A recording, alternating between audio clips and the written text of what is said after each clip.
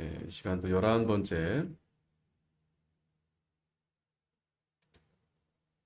자, 한국교회 신학. 지난주 이제 초기 한국교회 신학에 대해서 우리가 살펴봤습니다. 우리가 한국은 그래도 보수적 정통주의였다. 근본주의. 지난주에도 설명을 드렸었습니다. 근본적인 그 진리를 따라가는 주의인데, 우리가 그 내용에 대해서 지난주에 우리가 좀 자세히 살펴봤고, 자, 오늘은 1930년대 진보적 신학의 대두에 대해서 살펴보겠습니다. 자, 그 전에 지난주 마지막 부분만 한번 우리 살펴보고 넘어가도록 할게요. 근본주의의 바른 개념. 왜냐하면 우리가 이제 이 한국의 자유주의가 들어오는 부분에 대해서 오늘 살펴볼 텐데, 그래도 오늘 한국이 하나님의 말씀, 정통, 보수주의가 있었던 것은 바로 이 근본주의, 이러한 이 신앙을 끊지 않고 계속해서 이어왔기 때문이다라고 볼 수 있어요. 이 근본주의라는 것은 다시 말하면 정통주의다, 정통파 기독교다. 그러니까 근본 진리를 따르겠다. 이걸 우리가 분명히 해야 됩니다. 또 한 걸음 더 나아가서 기독교의 역사적, 전통적, 정통적 신앙을 그대로 지키고 믿고 지키는 것이다. 자, 이걸 우리가 잘 기억해야 됩니다. 그래서 박형룡 박사는 이 근본주의는 기독교 자체다. 이러한 바른 개념을 그래도 우리 한국이 이어 내려왔기 때문에 그래도 지금까지 이 바른 신학, 이 정통주의, 물론 하나님의 은혜죠. 그러니까 하나님께서 이 바른 진리를 하나님이 지켜가시는 겁니다. 자, 그러므로 이 근본주의에 대한 바른 정의는 이 근본 교리들의 보수다. 그리고 배교와 타협으로부터의 분리다. 자, 이걸 분명히 해야 됩니다. 우리가 이 자유주의자들이 말하는 것처럼 이 근본주의자들은 자기밖에 모른다. 그게 아닙니다. 자기만 옳다 한다. 그렇지 않습니다. 마치 그 이슬람 근본주의자, 그러니까 다른 종교의 그런 것처럼 마치 우리가 그렇게 우리만 옳고 다른 건 다 아니고 그런 게 아닙니다. 얼마든지 우리는 하나님 말씀대로 하고자 하는 거기에 있어서 환영하고 또 하나가 될 수 있습니다. 하지만 그렇지 않은 것에 대해서는 우리는 함께 할 수 없다. 왜? 의와 불법이 함께 할 수 없고 또 그리스도와 성전이 어떻게 어울릴 수 있겠어요? 말도 안 되죠. 벨리알과 우상인데 어떻게 그리스도와 함께 할 수 있겠어요? 성전과 우상이 어떻게 같이 할 수 있겠느냐? 우리가 그러한 이 근본적인 진리를 잘 알아야 됩니다. 그렇지 않으니까 오늘날 계속해서 지금도 이제 곧 있으면 WEA 한국에서 이제 열리게 되는데 세계 복음화 협회인데 이러한 근본적인 가장 중요한 교리는 뒤로 한 채 우리가 다 사랑으로 하나가 되어야 된다. 일치가 되어야 된다. 그래서 뭐 할 건데요? 하나님은 물론 하나가 그리스도 안에서 하나가 되어야 되지만 그 중심이 바로 예수 그리스도 그 근본 진리 안에서 하나가 되어야 되는데 아까도 우리가 성경을 봤지만 이 다른 복음 그러니까 예수가 없이 그냥 하나가 되어야 된다. 그래서 뭐 여러 신들도 받아들이고 다른 종교도 받아들이고 그거는 안 되는 일이죠. 하나님이 기뻐하지 않습니다. 자, 그래서 우리가 이러한 과거에 우리 한국의 역사를 살펴보면서 이게 어느 시대 어느 때나 항상 이렇게 하나님의 근본 진리를 따라가는 것에 대해서는 많지 않습니다. 이 좁은 길이니까요. 하지만 대부분은 이 넓은 길, 그저 포용하고 좋은 게 좋은 거고 아주 그럴싸하죠. 우리가 다 하나가 되어야 된다. 예. 해 아래 다 하나님 아래 다 하나다. 우리 같은 하나다. 결국 그렇게 하다 보면은 잘못된 구원론에 빠지게 될 수 있어요. 만민 구원론. 하나님이 모든 인간을 다 구원하신다. 그렇지 않죠. 성경에 분명히 하나님이 야곱은 사랑하고 에서는 미워했다고 했어요. 자, 그래서 이 근본주의는 기독교의 근본 교리들을 보수하고 자유주의의 배교와 신복음주의의 타협으로부터 분리하는 입장이다. 예, 우리 교단, 우리 교회도 마찬가지입니다. 뭐 우리가 근본주의다 이렇게 뭐 말은 하지 않지만 그래도 이 주의와 우리는 같이 하는 거예요. 타협하지 않습니다. 다른 것으로부터 우리는 타협하지 않습니다. 자, 1930년도에 이 진보적 신학이 대두가 됐는데 1930년 이후 한국교회에서 새로운 신학, 이 새롭다는 게 참 무서운 거예요, 이게.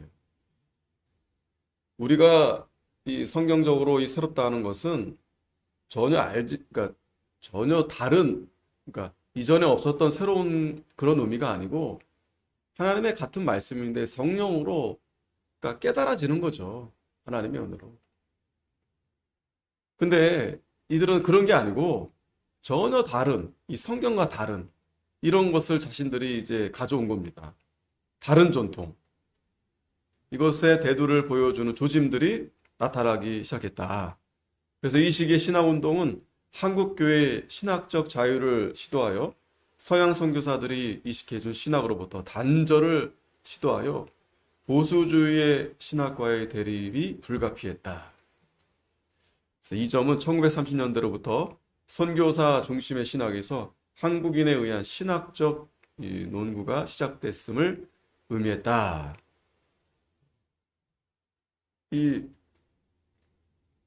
뒤에서 이제 계속 설명이 되지만 이 해외에 나아가셔가지고 열심히 공부 잘하라고 보내드렸는데 이분들이 엉뚱한 신학을 배워가지고 와서 한국에 와서 마치 새로운 것을 발견했다는 것처럼 그리고 이전 것은 다 뭔가 부족하고 또 잘못됐고 자신들이 정말 하나님 앞에 바른 진리를 깨달은 것처럼 그렇게 이 다른 전통, 다른 복음을 가지고 이제 한국에 들어오게 된 거예요.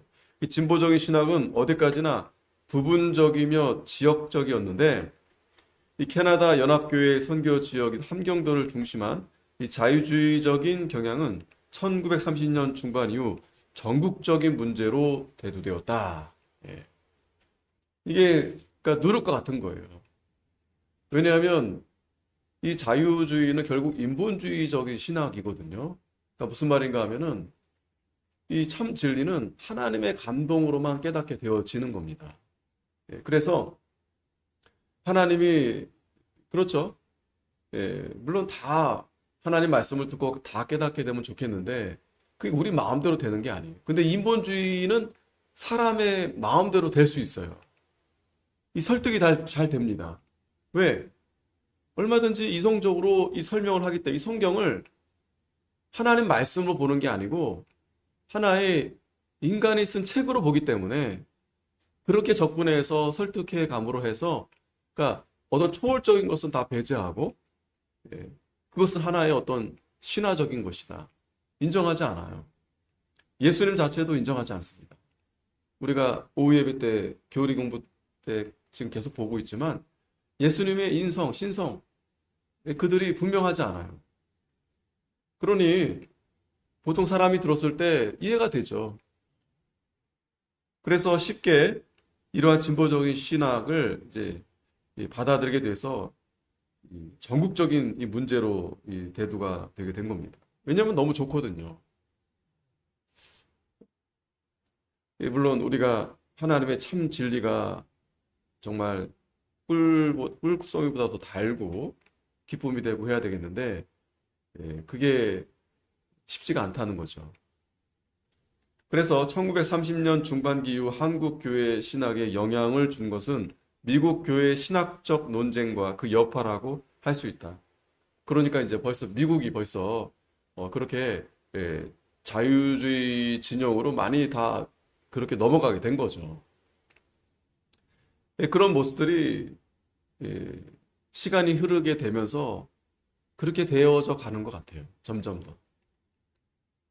그래서 미국 프린스턴 신학교는 1812년 설립 이래 100여 년 동안 미국 북장로교회뿐만 아니라 미국 전역에 있어서 유일한 보수주의 신학교였다. 그러니까 처음에는 이 종교개혁의 어떤 그 신앙으로 개혁주의, 그 개혁교회, 개혁신학교가 이렇게 발판이 되어서 시작이 됐는데 이게 점점 이 자유주의의 그 신학, 그 교수들, 이런 사람들이 자꾸 이렇게 늘어나면서 보수주의가 이렇게 밀려난 거죠. 왜 그렇게 됐을까? 물론 이제 그들이 그들 나름대로 여러 가지 이제 공격적으로 영향력을 끼친 부분도 없지 않았겠지만 우리 보수주의가 또 한편으로는 정신 차리지 못한 부분도 없지 않아 있었겠죠.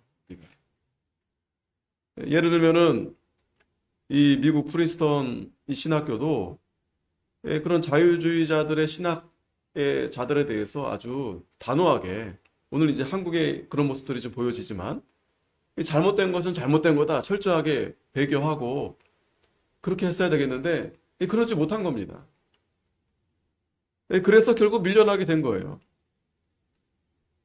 그래서 1920년대 교수진의 개편으로 점차 보수주의 신학에서 이탈했다. 그러니까 보수주의 교수들은 꼰대가 된 거예요. 그냥 구태의연한 옛날 그냥 재미도 없고 했던 말 또 하고.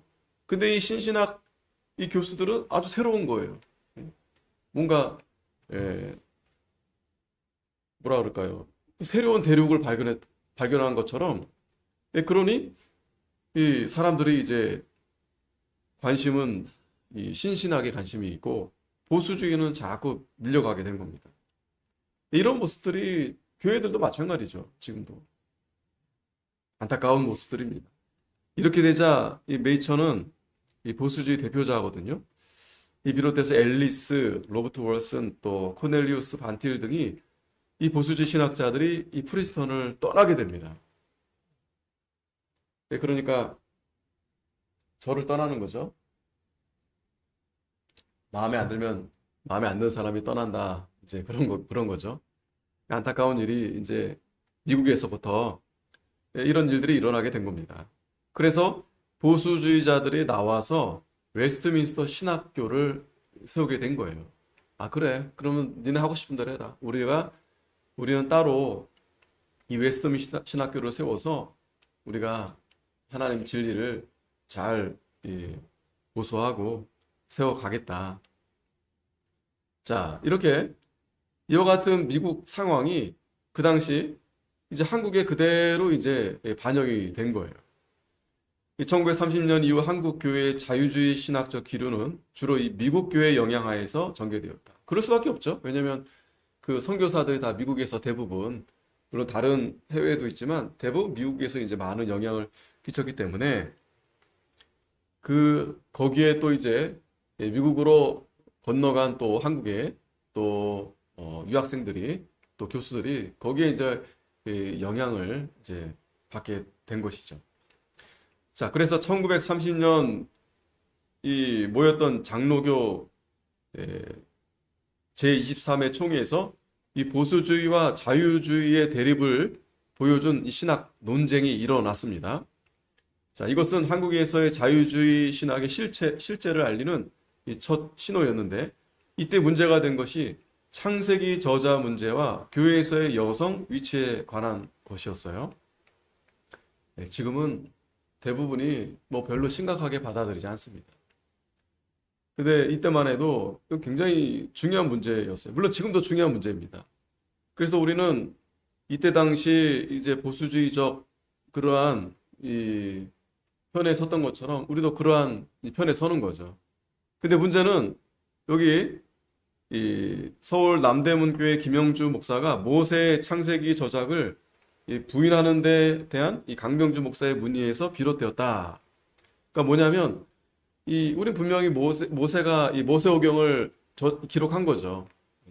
창세기도 마찬가지입니다. 모세가 기록했다. 당연히 모세가 기록했다고 우리는 그렇게 인정하는데 거기에 대해서 이제 의문을 가진 거죠. 그러니까 자유주의자들이 대부분 이제 그렇게 시작해요. 성경 자체가 그 저자를 인정하지 않고 결국 그러면 어떻게 되느냐?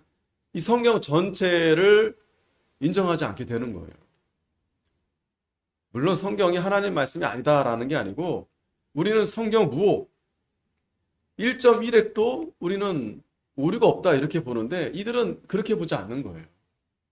저자도 다르고 뭐 성경이 뒤에 어떤 사람에 의해서 다시 쓰여지고 뭐 이런 식으로 이렇게 이 성경을 아주 가볍게 하나님의 말씀, 완전한 말씀으로 보지 않는데 여기서 이제 문제가 시작이 된 겁니다.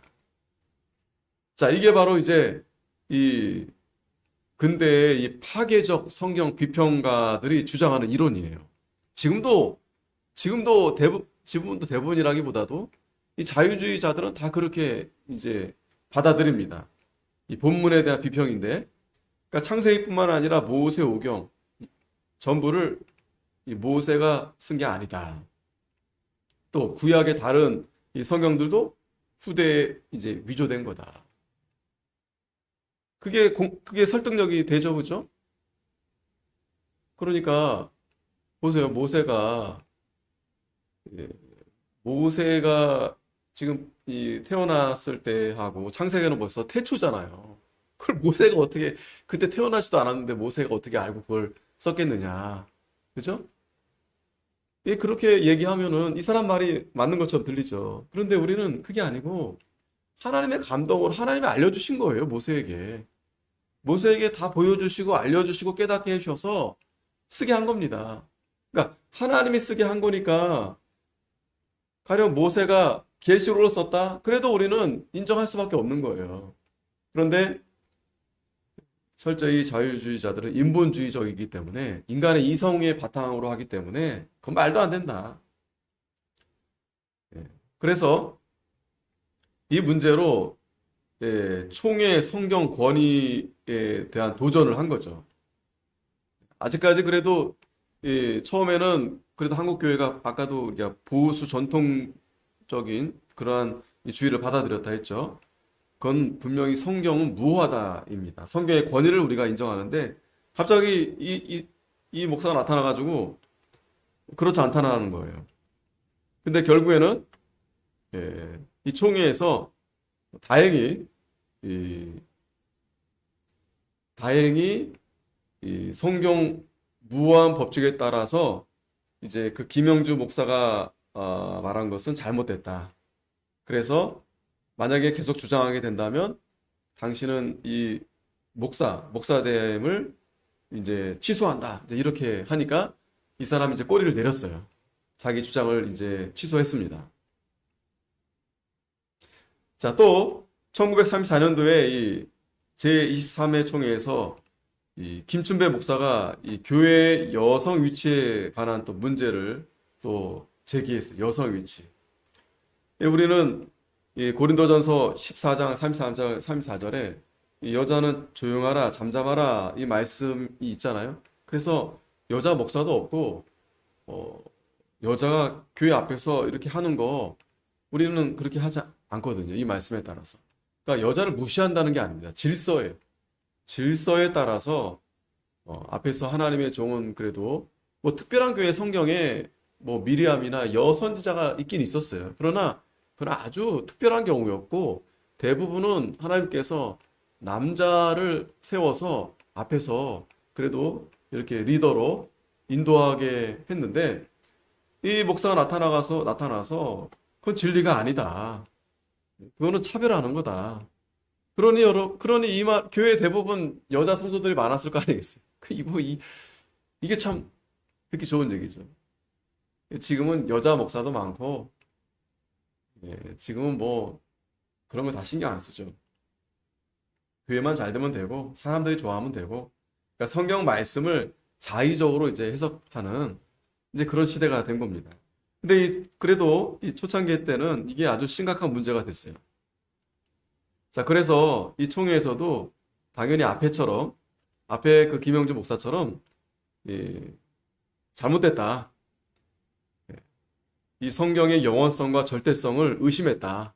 그러니까 잠잠하라는 말씀이 이, 그게 단순히 조용하라, 가르치지 말라고 하는 것이 진리가 아니다라고 주장했던 이 김춘배 목사에 대해서 이 성경을 의심한 것이다. 그래서 이 목사에 대해서도 또 이 권징조례 정해서 이제 치리하자 이렇게 결정을 하니까 이분도 또 이제 꼬리 내렸어요. 24회 총회 때 만장일치로 채택돼서 이 자유주의 신학적 성경 해석은 이제 거부가 됐습니다. 그래도 다행히 그때 초기에는 한국 교회가 초기에는 그래도 근본적인 진리를 붙들고자 하는 목사들이 그래도 많았었던 거예요. 이 장로교 총회적 차원에서 제기된 문제들은 이 성경관의 문제였다. 이게 중요한 겁니다. 그러니까 자유주의자들이 이 가장 이 중요한 문제가 이 성경관에 대한 문제였던 거예요. 그러니까 성경을 무오한, 그러니까 오류가 없는 하나님 말씀으로 받지 않는다라는 게 굉장히 심각한 문제였던 거죠. 그래서 성경의 절대적 권위와 완전 영감설. 그래서 이 모세오경도 모세가 쓸 수 있었던 것은 완전 영감설. 그러니까 하나님께서 모세에게 감동을 줘서 모세는 그저 쓰기만 한 거예요. 그러니까 대리 편지 이렇게 쓴 거, 대리글을 이렇게 쓰게 한 거죠. 하나님은 그렇게 충분히 할 수 있다라는 거예요. 우리는 그걸 믿는 겁니다. 받아들이는 겁니다. 축자, 영감 다 그렇게 받아들이는 거예요. 한국 장로교회에서 양보할 수 없는 기초였다. 이게 한국 교회의 초반의 모습이었었어요. 미국도 마찬가지입니다. 그런데 이게 점점 무너지게 된 거예요. 문제는 이런 신학적 토론의 과정에서 한국 교회의 보수주의는 보다 방어적 성경을 띈 근본주의적 특성을 지니게 되었다는 점이다. 여기 이 책을 쓰신 이 교수님께서는 이게 좀 아쉽다라는 부분을 좀 이렇게 쓰신 것 같아요. 무슨 말인가 하면은 이 보수주의적인 그러한 입장에서 이 자유주의를 반대하려 할 때 좀 더 개혁적인 그 신학을 바탕으로, 그러니까 그에 맞서서 아니야, 그건 안 돼. 그냥 그러니까 단순히 성경이 위배대가 아니고, 그러니까 이분의 이런 의도를 제가 제 개인적인 생각을 보니까, 그러니까 그러니까 우리 보수주의가 거기에 맞서서 우리도 거기에 대한 연구를 좀 하고, 그래서 그러한 신학을 바탕으로 해서 했다면 보수주의가 더 뭐랄까요, 이렇게 그 신학이 더 이렇게 견고해지고 했을 텐데, 그거보다도 여기서 이제 이 근본주의적 특성이라고 한 의미는 이 뉘앙스가 근본 진리만 붙들고 이런 의미가 아니고, 그러니까 근본주의적인 성향, 그러니까 여기서 이제 약간 부정적인 거, 그러니까 배타적인 거, 안 돼, 그러니까 새로운 건 무조건 안 돼, 이렇게 이런 성향이 더 강하지 않았는가. 왜냐하면 제가 이걸 공감하게 되는 게 우리 그러니까 한국 교회도 한 20년 전만에 2, 30만 전까지만 해도 이런 분위기가 굉장히 강했거든요. 그러니까 무슨 말인가 하면은, 그러니까 교회에서 하지 마, 못하게 하는 부분들이 굉장히 이제 강했었어요. 그런데 그러다 보니까 예를 들어서 이제 복음성가 같은 부분에 대해서도 아예 부르지 마 이제 그랬거든요. 그게 사실은 이제 아예 부르지 마, 그러니까 복음성가는 아예 부르면 안 돼라는 근거를 우리가 신학적으로 잘 이렇게 해서 이러이러해서 아예 안 되는 건 아니고, 만일에 그 곡 가운데서 가사나 곡조가 우리가 정말 바른 신학에 맞다라고 하면은 인정한다 이렇게 하면은 거기에 대한 오해가 없을 텐데, 지금 이 교수님도 이제 그런 의도인 것 같아요. 그냥 안 돼. 그러니까 우려한 거죠. 그 새로운 물결이 들어오는 것에 대해서 지금 막 그걸 막아야 되겠다라는 입장이 강하다 보니까 어떤 우리의 개혁주의적인 어떤 신학을 바탕으로 해서 근거로 해서 이건 이래서 안 되고 저래서 안 되고 이거를 충분히 연구를 해서 이렇게 했으면 우리가 좀 더 어떤 설득력이 있고 했을 텐데, 그런 부분이 좀 아쉽다. 그러니까 제 개인적인 생각입니다. 그런 것 같아요. 그죠? 그런 것 같아요. 그런 게 좀, 이게 저도 우리 교단에 있으면서 지금은 이제 우리도 많이 허용되는 부분이 없지 않아 있어요.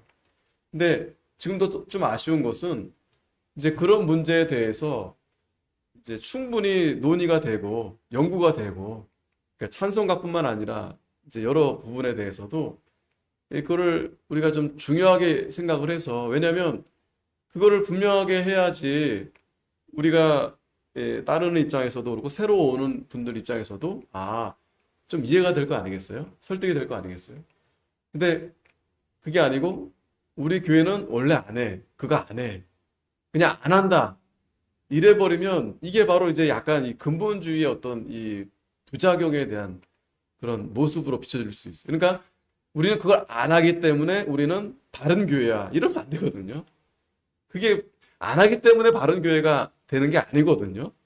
왜 안 하는지를 충분히 이 성경적으로 그것에 대한 이제 그 논거를 해서 그렇기 때문에 그러니까 사실은 우리가 하는 것에 더 집중을 해야 되거든요.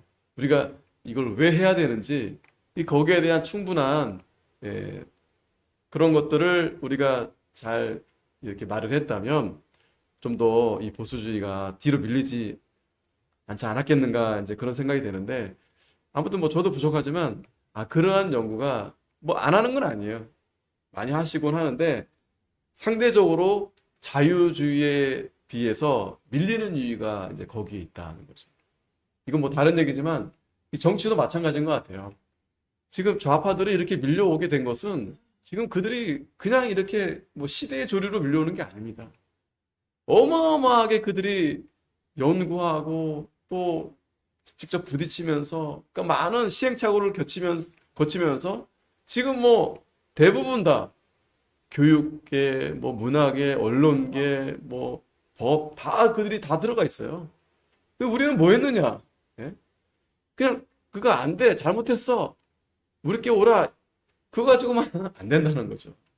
우리도 충분히 우리께 왜 좋은지를 그리고 그것이 좀 저쪽 그러니까 그 가운데 그러니까 잘 모르는 사람들한테 충분히 우리가 그걸 잘 알릴 수도 있고 보여줄 수도 있고 그렇게 해야 되겠는데 그런 부분은 좀 우리가 약하고 그냥 그동안에 해왔으니까 옛 것이 좋은 것이요. 우리 예시나 물론 좋죠. 하지만 그래도 그것이 왜 좋은지를 뭐 진리 자체를 완전히 뭐 뒤집어 엎으라는 말씀이 아니고 그렇게 하면 안 되죠. 그 진리를 우리가 고수하면서 이 세대에 맞게 그들의 눈높이에 약간 이렇게 맞춰서 우리가 그들에게 잘 이렇게 뭐라 그럴까요? 이렇게 소통이 될 수 있는. 근데 그게 우리는 안 되죠. 저쪽은 얼마든지 마음이 열려 있어요. 그래서 받아들이고 그렇게 문제 해결해 가려고 하는데 우리는 안 되죠. 대화가 안 되죠. 대화가 안 되죠. 그냥 내 말만 들어 이거죠. 그냥 여기 들어와 이거죠. 예, 그런 게 좀 아쉽다. 예. 물론 우리가 그 입장 차이가 좀 있긴 합니다. 왜? 자유주의는 다 열려 있고 우리는 사실은 지키는 입장이 있거든요. 그러니까 지켜야 되는 입장이기 때문에 사실 그게 더 어려워요. 왜냐하면 잘못 열었다가는 이게 잘못 섞이게 되면 굉장히 이게 더 혼란스러울 수 있거든요. 예, 그런 어려운 부분이 없지 않다. 예. 하지만 이 저자 목사님께서는 이게 좀 그런 부분이 좀 아쉬웠다. 예.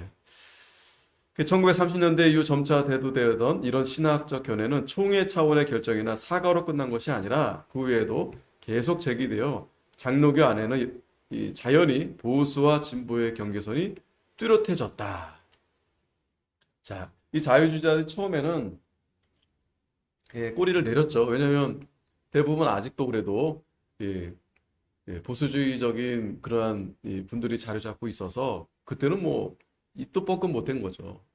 용감한 분들이 아까 뭐 김춘배 목사나 그분들은 김영수 목사 용감한 분들이에요.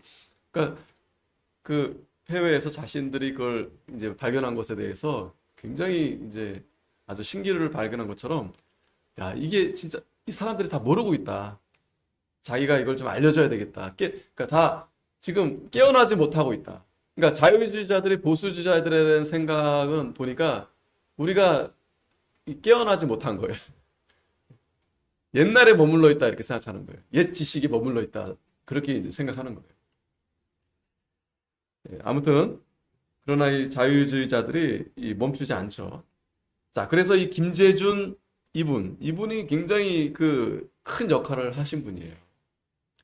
이분이 신학과 그래서 이 조선신학교, 이 자유주의 신학교를 이제 설립을 합니다. 한국에서 이 자유주의 신학의 중심인물이 김재준 목사였다. 자, 그러니까 이 인물이 또 무시 못합니다. 인물을 무시 못해요. 우리나라도 이제 이승만 대통령, 박정희 대통령 이런 분들이 우리나라 이렇게 세웠듯이 교계에도 마찬가지입니다. 물론 보수주의 아까 박형령 박사님 또 우리 교단에도 뭐 이병기 목사 이런 분들 계시는데 이 자유주의도 마찬가지예요. 이분이 엄청난 영향을 끼쳤어요.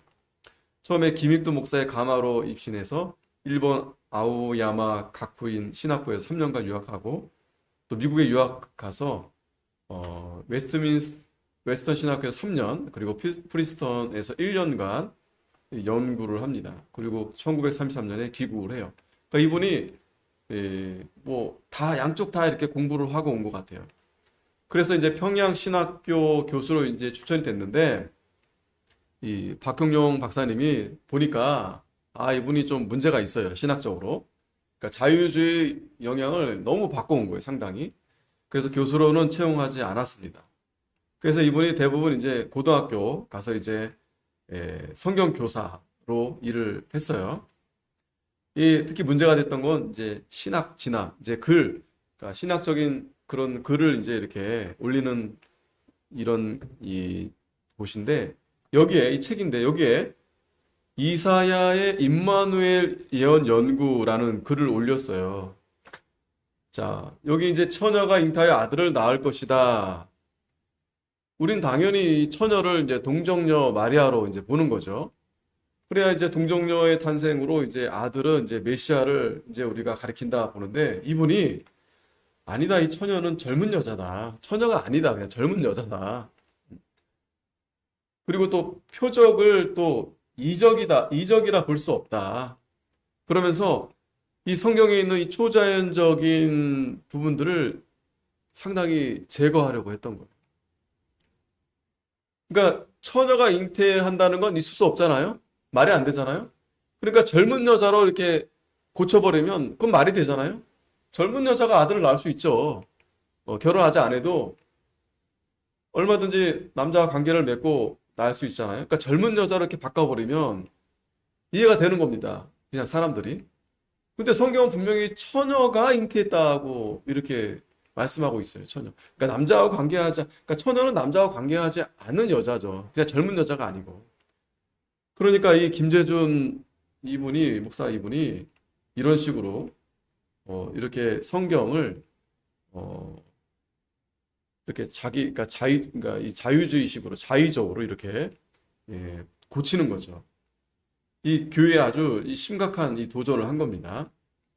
그래서 이때 이 신학진화 편집위원장이 바로 이 박형룡 박사님이세요. 그러니까 다행인 거죠. 이분이 그래도 근본주의적인 그러한 보수 정통 이런 주의이셨기 때문에 이 사람을 이제 자릅니다. 근데 이 사람이 또 가만 안 있고 이 사람이 이제 그래서 이제 자르니까 김재준 목사가 이제 1935년 5월에 이제 마지막으로 이제 더 이상 이제 기고할 수 없게 되었어요. 이 박균현 박사님 볼 때 김재준 목사는 이 성경의 축자 영감서를 부인합니다. 성경의 역사적, 과학적 오류를 주장함으로써 보수주의 신학과는 완전히 대립되는 자유주의 신학이었고 전통과 정통을 무시할 뿐 아니라 그것과 대결할 싸우려는 자유주의의 신학자였다. 그러니까 이분은 목숨 걸고 자신은 이 성경, 그러니까 자유주의자들은 이 성경에 오류가 있다는 거예요. 그러니까 성경을 그대로 믿는 건 바보다. 이성적인 인간이 아니다. 어떻게 처녀가 아들을 낳냐? 어떻게 죽은 사람이 살아나냐? 어떻게 바다가 갈라지냐?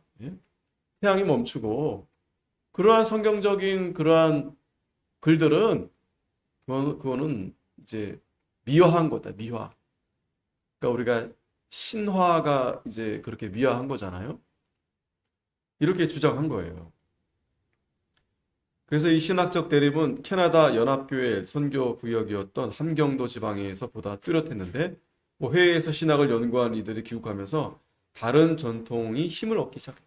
그래서 우리 이병기 목사님이 유학 안 보낸 겁니다.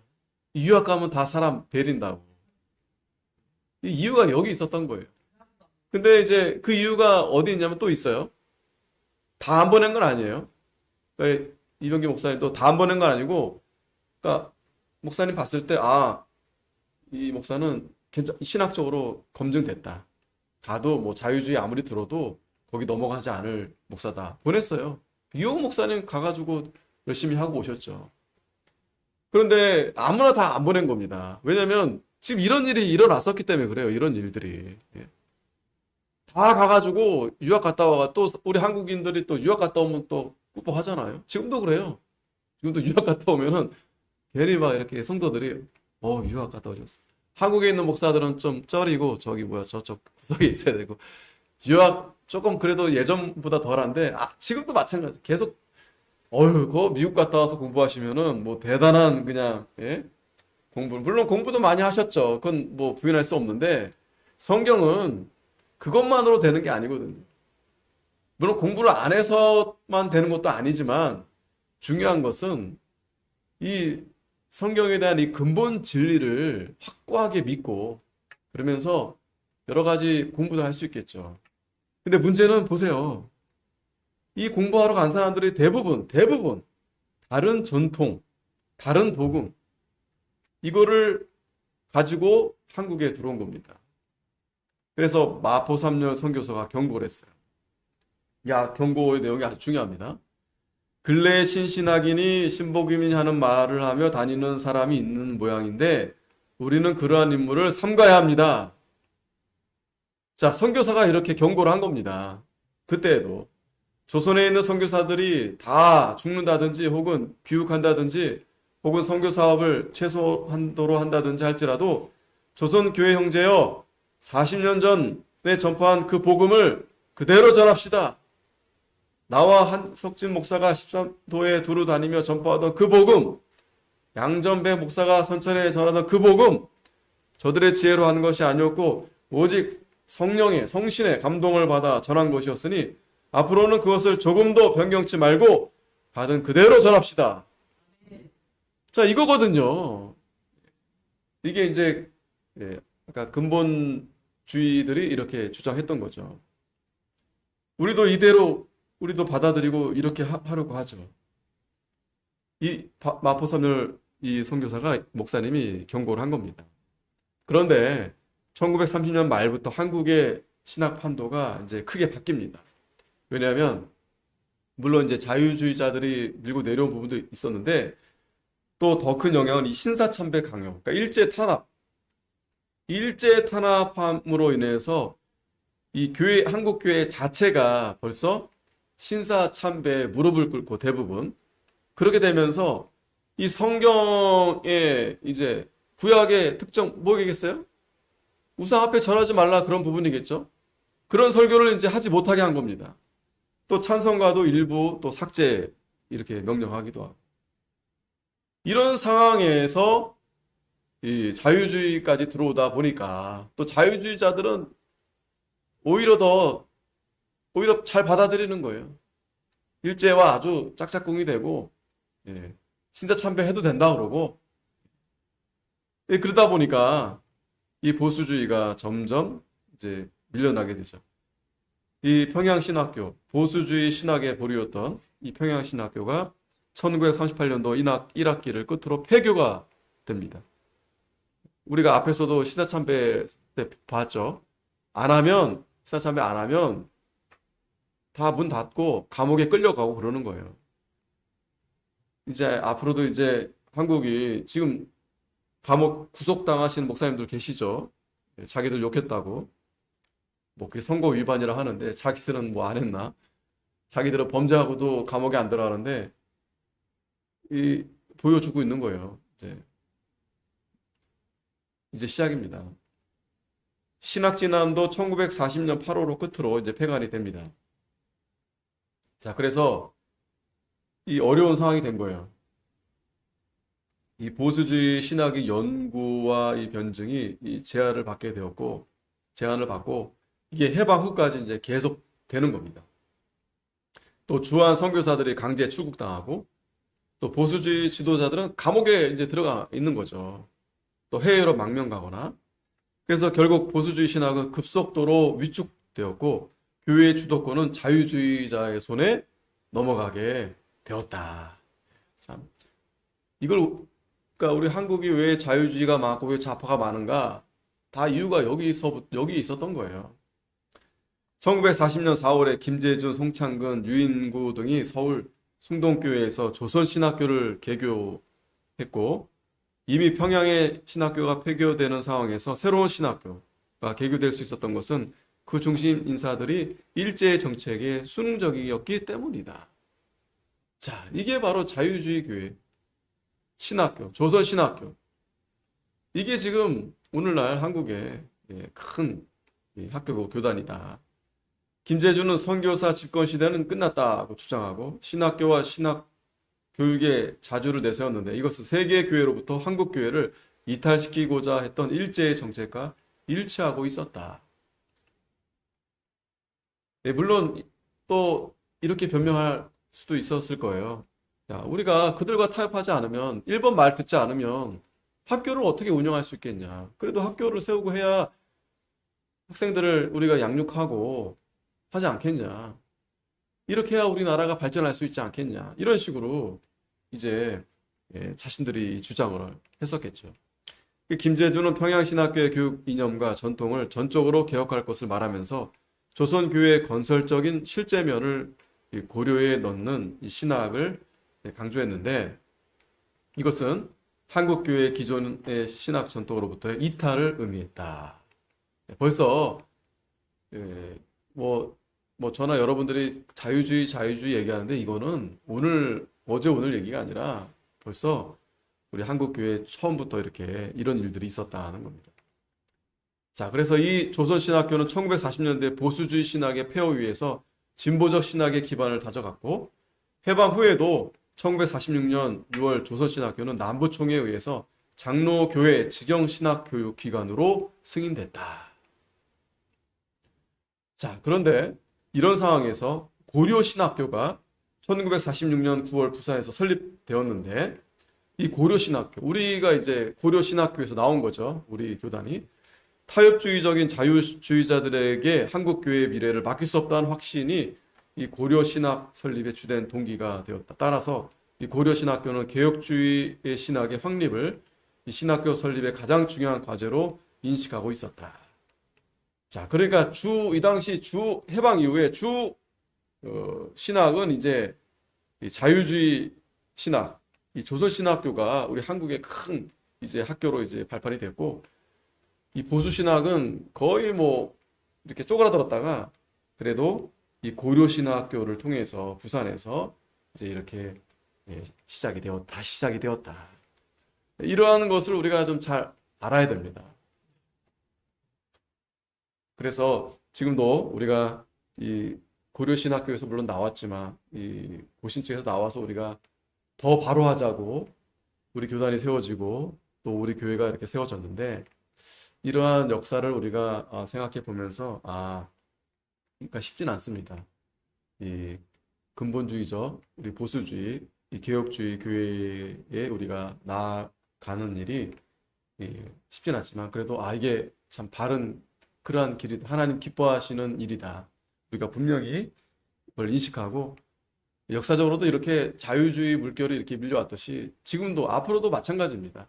그들은 계속 끊임없이 타협하고 또 세상 여러 종교들과 일치하고 이제는 그래도 한국 초반에는 그래도 보수주의가 대세였는데 이게 급속도로 바뀌었잖아요.